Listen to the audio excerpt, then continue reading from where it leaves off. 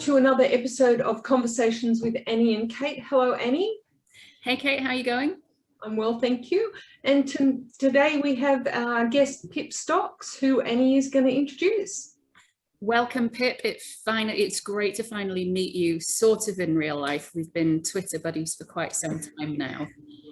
So welcome to the show. I'll just do a quick introduction and then we'll just take it from there. So Pip is the founder and CEO of Brand Hook, which is a brand and customer experience consulting company. And she's also, because she's not busy enough with that already, building another company called Hearsay, which is basically like SurveyMonkey, but for qualitative conversations. So I think what we'll probably learn a little bit more about is that both of those businesses are quite linked. She is super passionate about helping clients understand how to use data for competitive advantage. She's lived overseas. She's back here in Australia now. She also works with CEOs and exec teams, again, to help them drive and build better customer experiences. She's a podcaster, a keynote speaker, a regular industry commentator. And by the way, if you've got any hints and tips for us on podcasting, please let us know, because our production values are pretty low, aren't they, Kate? Look, I think one of the things that we're also going to learn a little bit more about is how COVID hit you and the plans that you had for your business as well. And it'd be great to dig into that a little bit. So welcome to the show. Oh my God, it's so exciting. Thank you. I'm in the office, which is fantastic. So there's a few people hovering around. So I'm hiding in a room. I hope you can't, it's not too noisy. We've been interrupted by dogs, people, kids, cats. Really doesn't matter. Everybody's welcome on this show. Lucky I'm not at home, because I did have a Zoom meeting once where I've got two boys, teenagers, 14 and 15, and one of them decided to walk out naked. And I said, I'm actually on a Zoom. And he went, yeah, I don't care. Where's this? Like he was holding his bits. And I was like, work, people, work. Anyway. Oh, I hope you recorded it. Oh my God. I just was like, okay, there's nothing that's going to shock me. Nothing. Love it. Love it. So let's kick off the call. Kate, do you want to ask your first open question? I will. So I want to ask you if you practice self-care, and if you do, what kind of self-care you do? It's interesting because in COVID, in 2019, I decided to give up drinking for a year because I was 50. I'm actually drinking a non-alcoholic beer. Oh. So I decided to give up for a year. I'd had other girlfriends that have done it as they turned 50, and I'd always wanted to do it. So I thought, I'm going to do it. I didn't tell anyone I wasn't drinking for about 8 weeks, because all my friends are raving boozers and party people, and they would have, disowned me. So I actually fake drank for about 8 weeks, and they didn't even notice. I did have, in full disclosure, 14 drinks when we went into lockdown, because, well, we can talk about that later. But yeah, I do. It was great. So I gave up for a year. So I completely changed my drinking life. So I don't really drink that much, and when I do, it's kind of just a couple of glasses. So that's one thing. I also, in that year, did a lot of work on myself, like wanted to understand more about removing myself from kind of the negativity, and I suppose they call it your limiting beliefs. And I wanted to move more into the kind of magical side of life. So I did a bit of work around that. And I go do Pilates and yoga, and I haven't done much over the last 2 weeks, and so I can feel my body very much tightening up. And meditate. I do some meditation as well. Oh, that's a lot. So you found that's each of them has its own place, or is it that one sort of perhaps is the overriding thing that helps you more than the others? I think it's the combination for me, actually. I'm one of those people that kind of needs a few different things going on at the same time. So, like we started walking with the girls in the area on a Saturday morning, and we've kept that up. So we 4 of us go for a walk, and they're all kind of, got big jobs and stuff. So there's lots of work chat. I think the one Pilates, one yoga, and then I try and meditate for at least 10 minutes every day. And I feel like that combination works for me, actually. Cool. It's great that you found a combination of things that work for you. Yeah. I mean, and I notice when I'm edgy, some of those things that will have fallen off. Like at the moment, I haven't really done as much exercise as I've wanted to. So yeah, I can feel myself just getting tight and a bit like I might kill someone soon. So yeah, it's a good combination actually. I'm not a runner. I'm out of breath walking upstairs. You know, I'm just, I've never really been into running, but I do like a brisk walk and a stretch. Yes, I do love a brisk walk as well. I've got into running recently, not because I actually wanted to, but the COVID kilos need to leave my body. And honestly, I can't find a different way to exercise for a limited amount of time and get the same results, which is so frustrating because I really don't enjoy it at all. But you know, it is what it is, and it's good for my lungs, it's good for my heart, it's good for my body, so I'll suck it up and get on with it. If you want to get skinny, running's the only way to get skinny, I reckon. Yeah, well, other than properly, you know, sort of limiting your diet and all of the other things, which I'm not willing to do either. Yeah, that's too hard. It is too hard. Now, my question for you, Pip, if you could go back to your younger self, you can pick any age that you would like. If you could go back to your younger self and give her any advice, what advice would you give? Oh gosh, I think I can be kind of funny and stupid and silly, but I don't always bring that, you know. And I think I've probably edited myself at times, you know, thinking that I needed to be super professional, or you know, there are other very clever people in the room that I need to try and be very clever with. And actually, I'm just funny, and I'm at my best when I'm being funny and a bit irreverent. And so I think I would have told myself to be confident enough to hang on to that, and not to lose that part of yourself as you kind of go through working out who you are. Because I know that when I'm not doing that, and I'm not being a bit of an idiot, or I'm not being funny about something, or I'm not kind of being irreverent about something, like, you know, like I remember in London skateboarding up and down the agency corridors, you know, and there was something about being Australian at that time in London that allowed me to be my true self, you know, and being, you know, just, you know, irreverent. And there weren't as many Aussies in London at that time, so it was kind of still a bit of a novelty. So I think when I lose that side of myself, I actually lose who I really am. And I would have told myself that at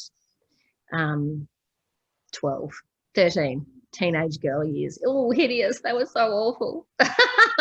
Funny, isn't it? I have lots of other friends who are, you know, sort of mid-40s coming up to their 50s and talking about, you know, they miss being in their 20s. And I really don't.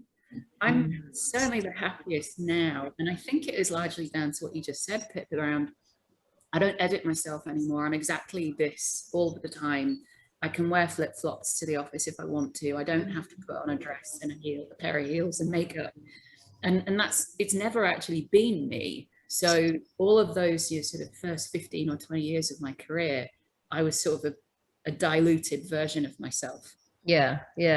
I noticed I did something the other day, and I had second guessed myself when I was thinking I was making some kind of funny remark back on email, and I'm on a board, so it was all the board directors, and I thought, no, fuck it, this is me. You know, and I made just kind of funny, smart remark, and no one replied, and no one jumped in on the humor, and I'm like going, oh, anyway, I'm just kind of going, well, that's, you know, that's me, that's who I am. I'm not gonna, you know, think about that anymore. One of the reasons why we kind of made sure that you got on the podcast sooner rather than later was I think I tweeted something out about 2 or 3 weeks ago talking about how the research and the data points to the older you are, the more successful you are as a founder. And that actually the statistics show that typically the best or most productive and most, you know, sort of positive outcomes come from founders who are in their, you know, late 40s and 50s. And, you know, you immediately tweeted back going, yes, I finally see myself. So do you want to talk to us a little bit more about what that kind of commentary meant for you? Yeah, I mean, I think you may have posted up a story as well. I think there may have been a story attached to it as well. And I was going to do a year, you know how Kirsten Ferguson did a year of congratulating women, I think a couple of years ago. Yeah. And I was lucky to be in that first month. I think I must have just seen it on holiday and tweeted her back. I was going to do a year of all the people that had received funding, and pictures of all the blokes and 25-year-old blokes who had received funding for their idea. And I was going to do it under a pretend Twitter thing. And I thought, no, fuck that. Actually, I'm going to do what I really should be doing is all the stories about women who are actually getting funding and being successful, because I don't want to perpetuate. I want to see myself. I think that's the problem, is that, you don't see as many stories about yourself. And then the stories you see, they're just so rare. The stories about women doing well, women getting funding. And I was really, it's that seeing is believing idea. You come out. We just did the Skalata Ventures program, so we've been funded for our idea, which is fantastic, and doing well out of that. And one of the things I actually said to them was, I went in thinking I can pull this off. And when I came out of the program, I was even questioning whether I could do it. And I think that kind of believing in that little bit of magic, and it's like seeing other people do it. There's a little bit of magic attached to this whole thing, isn't it? Because we're kind of all making it all up. So it's good to see that other people, particularly other women and older women, are actually doing it as well. We just don't talk about it as much. We're not as vocal about what we're doing, and I think maybe that has to change. Yeah, I think there's something in there as well about I call it the relatable hero piece. You need to see more women talking about building a technology business or building a business full stop and considering scaling it and needing funding to do that. But I also think we need to see women who are only a little bit further ahead than us. Not put Marissa Mayer on stage and go, well, there you go, you can be her. You're like, well, no, I can't do that. That's like 57 steps ahead of me and 10 years, and how do I even get there? But if you see people who are just a little bit further ahead, then it's still relatable.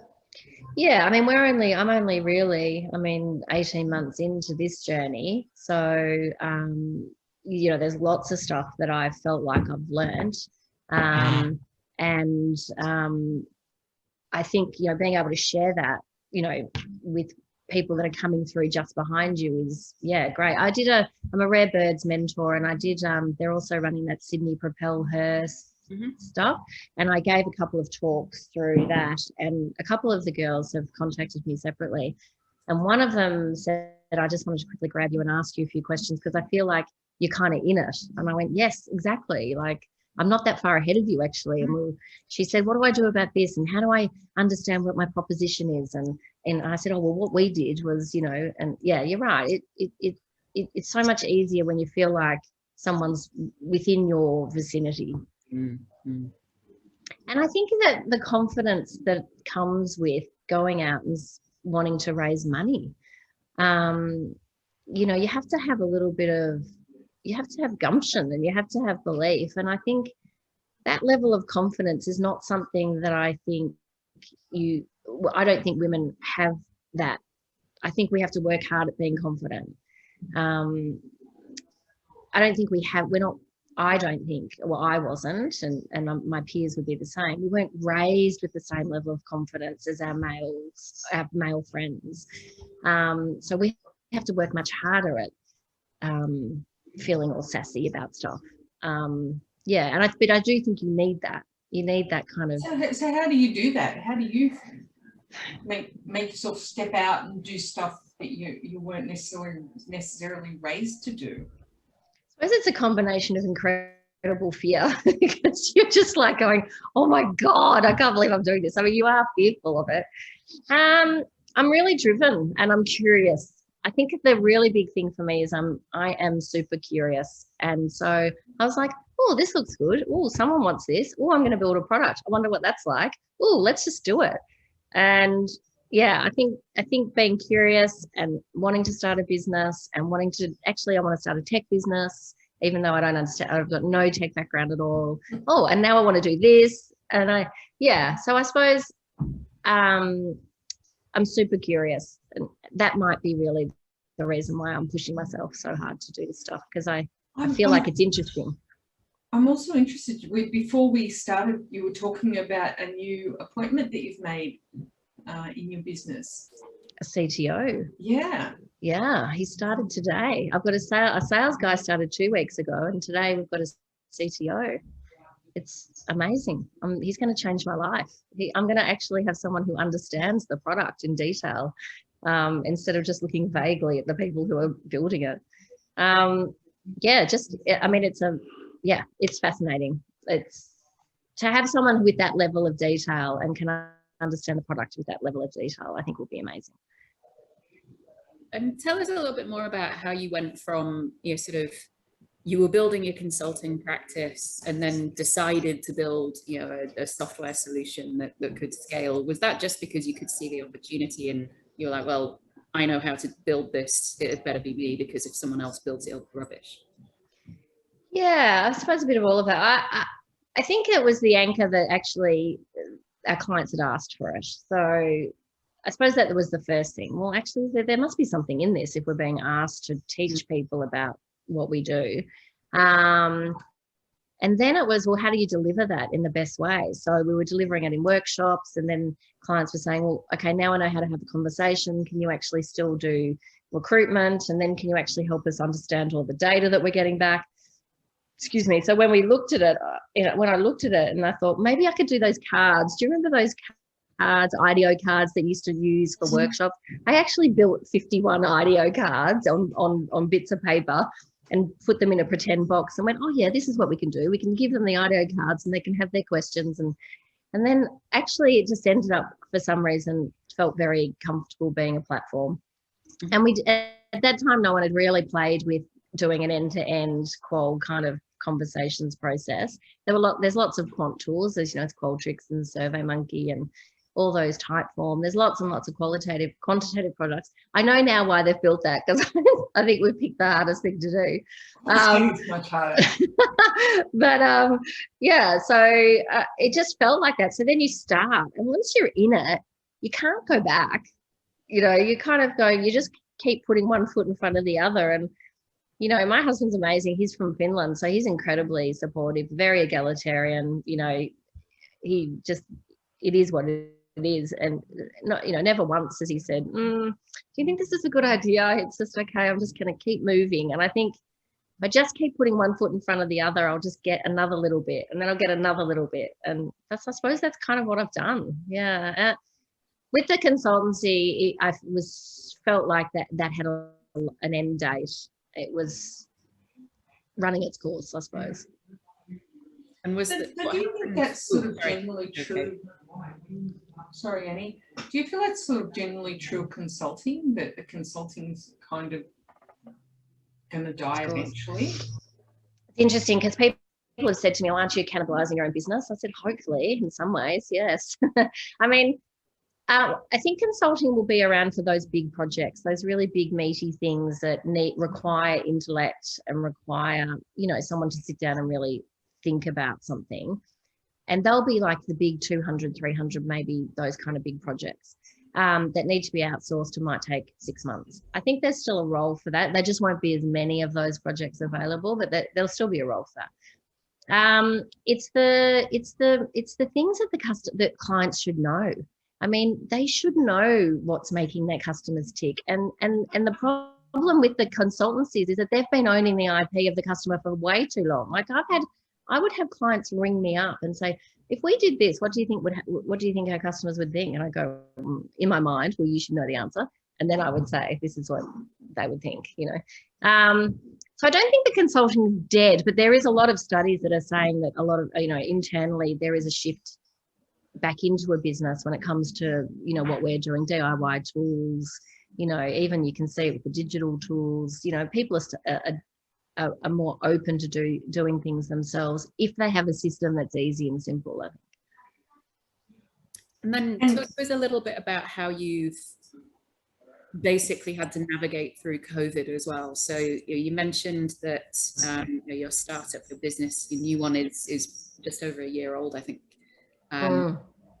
So I think that pretty much puts you just before the pandemic hit and you started out. So talk to us a little bit about what that's been like. Yeah. I mean, so we commissioned the product build. I called the first round of the product a commercial MVP. So people were paying for it, but it was very simple, had a very linear sort of pathway. You couldn't do too much, deviate from the basic product.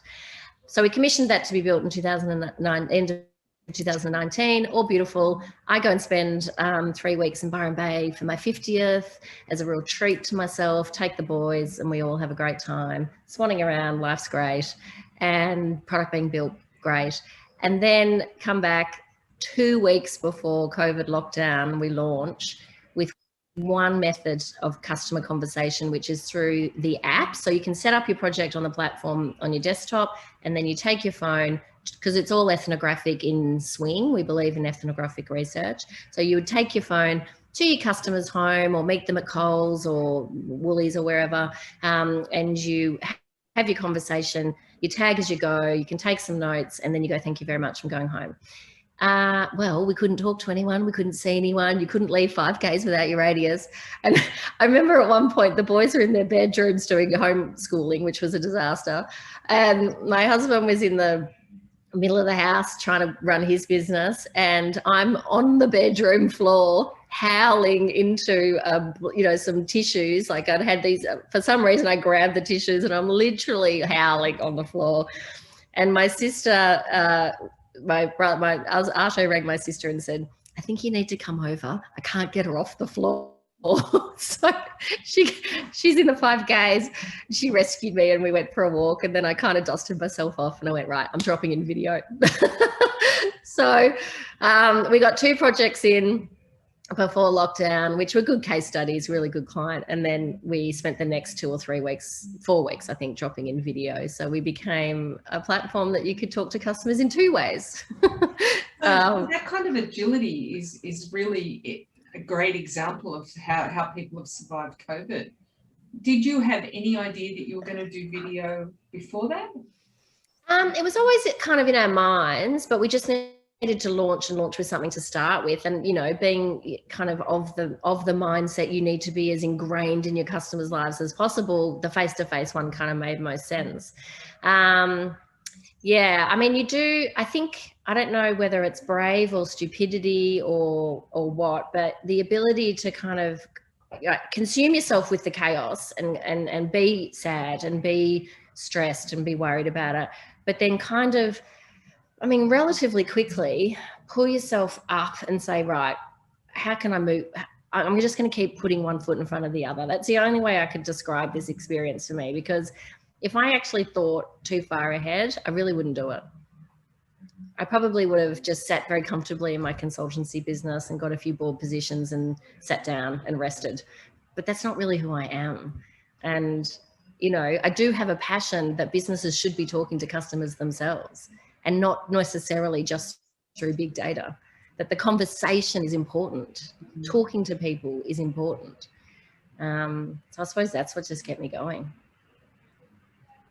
Did you always have this idea that you wanted to do something like this, or was this something that just sort of evolved and then you started just putting one foot in front of the other? I'm really interested in this. I've always wanted to run my own business. Even one of my early bosses in London said to me, when I started Brand Talk, she said, of course you have. You were always talking about starting your own business. I wasn't, at that. I was in London during the first .com bust and boom. I was a marketing manager at Virgin. I wish I'd taken more notice, actually. I think we spent a lot of time down in Soho. But there was, we started Virgin Energy, which was an online energy business. So it was very revolutionary for its day. It didn't last very long because who cares about energy? And, it was an online proposition and people just weren't used to that. It was a completely different way of behaving. We got bought by London Electricity. So I obviously had in my mind, I thought, well, this is an interesting space. And during the Brand Hook journey, I'd created products that I wanted to productize part of our service, but I just never really got any of them off the ground. So this is the one that really felt, like it had proper legs, actually.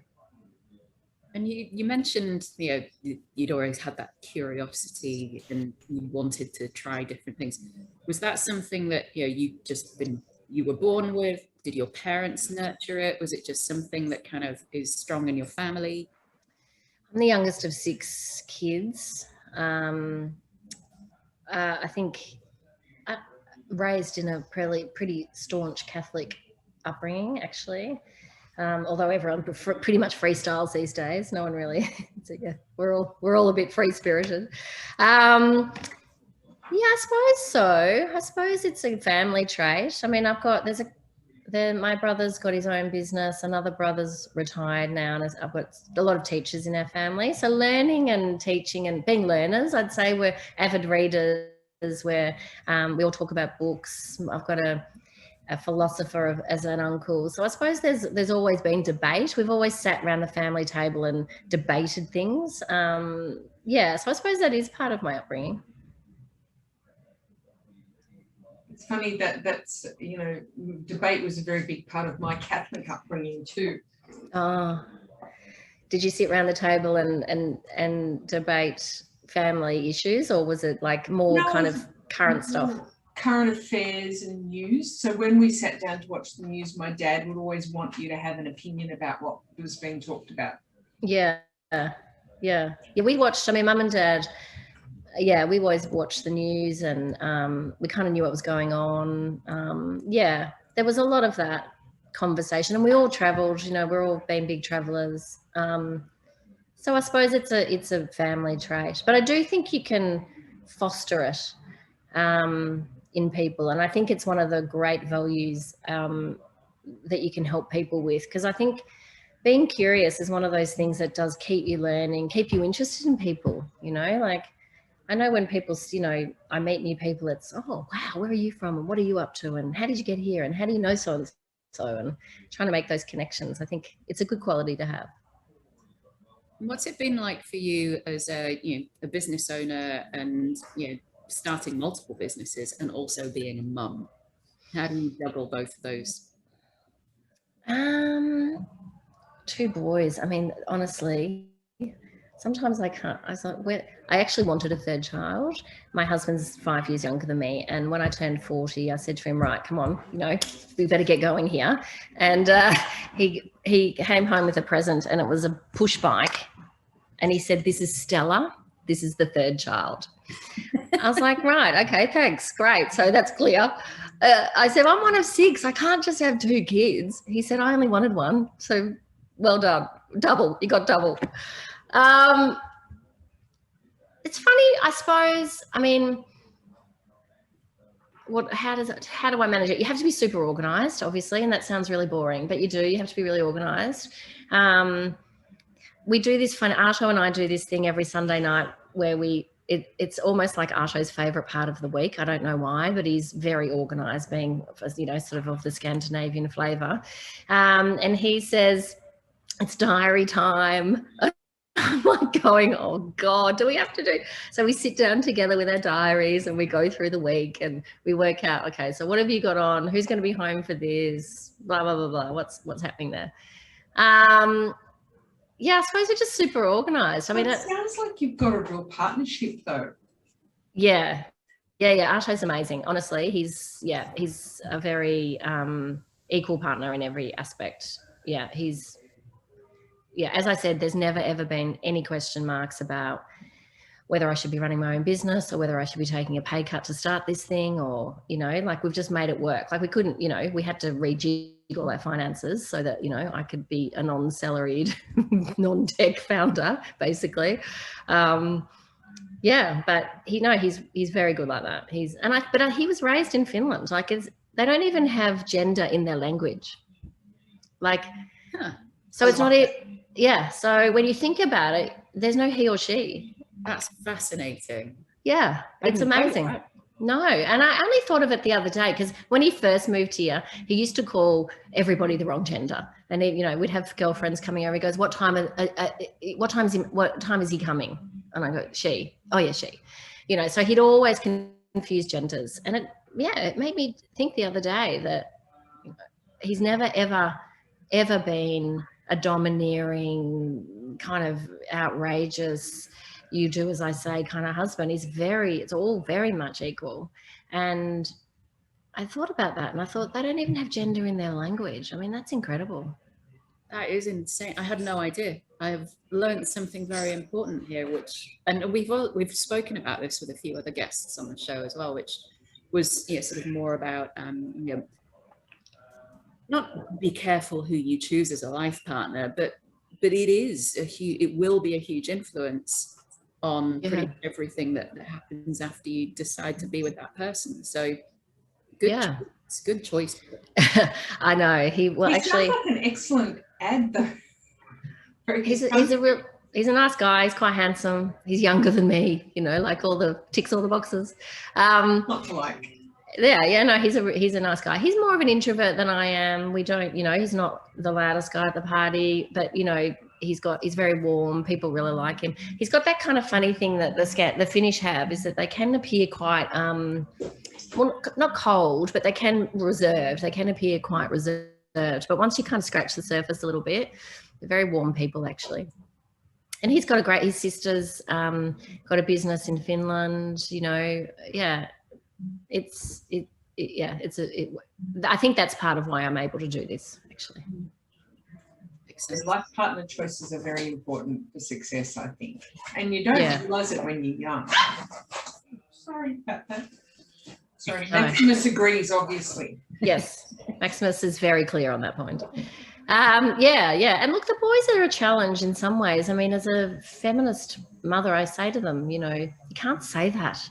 That is totally inappropriate. They try and have arguments with me of crap they've learnt off TikTok, and I'm like, When you can have a more, I understand you have a view, and I love it that you want to have a view, fantastic, but maybe come to me with a little bit more research, because that's just not true. So and they're at a boys' school, so we kind of sent them to a more traditional route. Arsho's outraged. He says to me, I can't believe we're paying for school, because in Finland it's free and they've got the best education system in the world. He just says this is ridiculous. And I'm like, I know, it is a bit ridiculous. And are you finding that going to an all-boys school, let's face it, Australia is, a little bit misogynist. Is that starting to kind of influence them as young men, do you think? I mean, they're very, they've really, experimental, particularly Ollie, the older one. He's 15. He likes to be out and about. Christian likes to be a bit more home. But Ollie's, definitely feeling his way around the world. And I was like that as well. I mean, it's fun, going out and experiencing things. And I say to them, I want you out there. I want you experiencing things. But, it comes with a whole lot of things that you need to also be like, respectful and kind.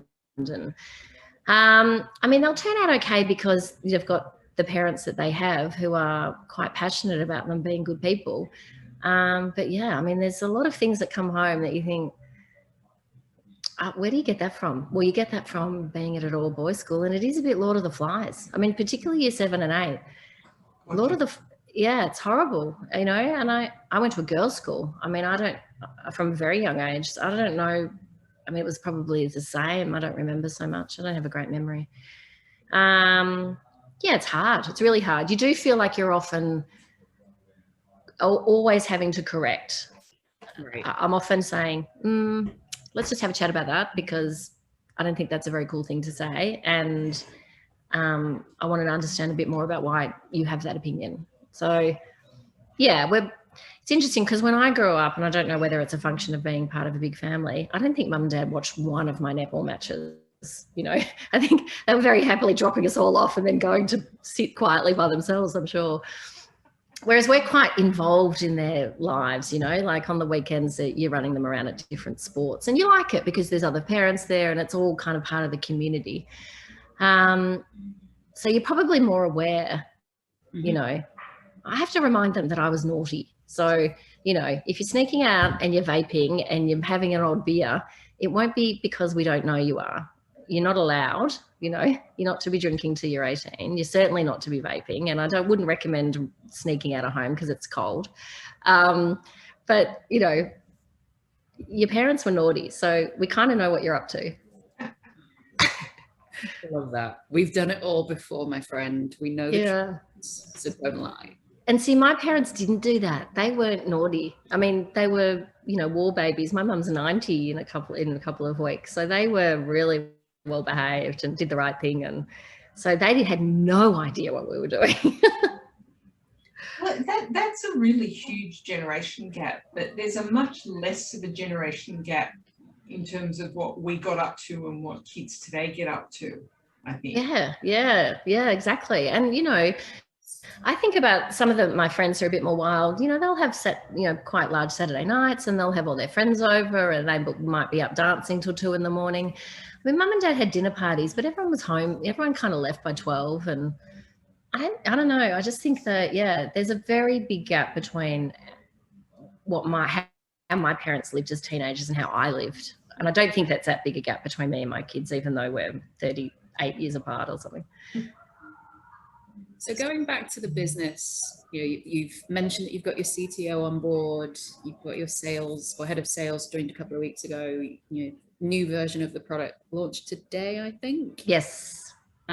What's your vision for this business? What would you love to happen in, you know, sort of, let's wind the clock forward, say 3 or 5 years, where will you be by then?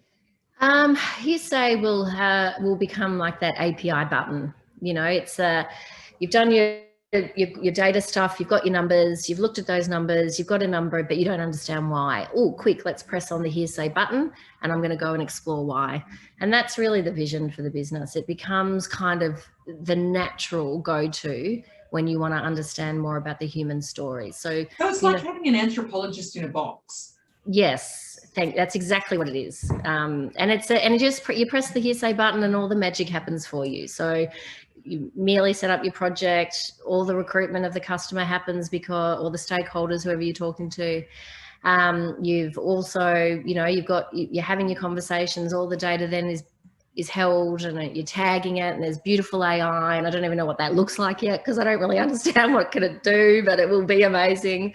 And I think also the other thing I think is also about the workplace has lots of conversations. It's not just the marketing department talking to customers. There's legal departments, there's HR departments, you know. I mean, wouldn't it be great if we were the workplace conversations tool, you know, that anytime you need to have a conversation that has meaning, that you need to really grab insights from, no matter where you are in the business, that you use hearsay to do that. It's the go-to for that. I need to introduce you to a friend of mine who's doing a similar sort of thing for call centres. Maybe you might have an interesting collaboration. Yeah, that sounds really good. Yeah, there is some interesting things going on in the call centres, particularly in the States, actually. There was one company I found probably around 18 months ago, and they seem to be doing some interesting things too. But yeah, no, love to. Thanks, Kate. Yeah. And how about the advice you might have for perhaps, say, any other women out there who are in their late 40s, early 50s thinking, I can't do this, I can't start a company, I don't know anything about technology, I don't know how to build a business. What advice would you have for them? I think the first bit of advice is I think you have to imagine what you want your life to be at like 50 or 60. So like, I don't think retirement is something that people really do anymore. I mean, I've got a brother who desperately wanted to retire and now he's retired. He's bored out of his brain. That's what happens. Yeah. So I think that concept of retirement, it doesn't really exist. And I think, you know, the idea that you'll always kind of, you know, sort of do something, whether it's, you know, whatever it is you should decide to do, you'll always do something. So I think you have to think about that. What is that thing that I actually want to do that when I'm a bit older? And for me, what drove me to it was that I have a real passion for gender equality, as you know. I have a real passion for females in business, because even in the brand hook business, I could always see the boys, you know, getting the deals and having the lunches, and I'm going home to make a crappy pasta or something. So all of that kind of, I thought, well, I know what kind of life I want there, and I think I can be really useful. But to do that, I have to have that, I feel like I have to have that credibility myself. So I think my advice to women is look at what you want to do later, look at what your skill sets are now, and what are you actually building that is part of your strengths. I think if you do too many things that are outside, I mean, you've got to learn and you've got to be curious, but you still have to anchor yourself in your strengths. So what am I actually really good at? And what can I then expand to so that I can actually build something that is of use. Like you want to build something that where users or customers are abundant. I feel I want to have a platform where there's just millions of people in it all the time and I love it. I think you have to want that, and you have to build it on your strengths, thinking about a little bit about where you want to be. I'm not sure that answered the question, sorry. No, it does. And I think it's such an important point that you make about looking at your skills that you have and how you can generalize them to support your idea for a business. And, you know, so often people don't look at themselves as having generalizable skills. So it's a really important insight, I think. Yeah. And I think, you know, springboarding from where you are as well, like, you know, this was a natural springboard from what we were already doing. We just happened to do it in a very kind of consultancy fashion. What we want to do now is do it in a SaaS productized version. So it's actually a system that we know how to build. Obviously it will expand, but we started with something that we knew how to do well. And that is probably the best advice. Thank you very much. Really great to have you, Pip. Thanks. Nice to see you, Annie. Thanks, Kate. Thanks, Annie. So nice to see you in person. So semi in person. Yes, it will happen in person at some point soon, we hope. Oh, we are totally having cocktails as soon as everybody's had their jabs. Oh yes, I actually cancelled my AstraZeneca jab because I felt a bit run down. So I have to rebook it in actually. Excellent idea. Anyway, thanks very much for being with us and looking forward to meeting up with you in real life over a drink.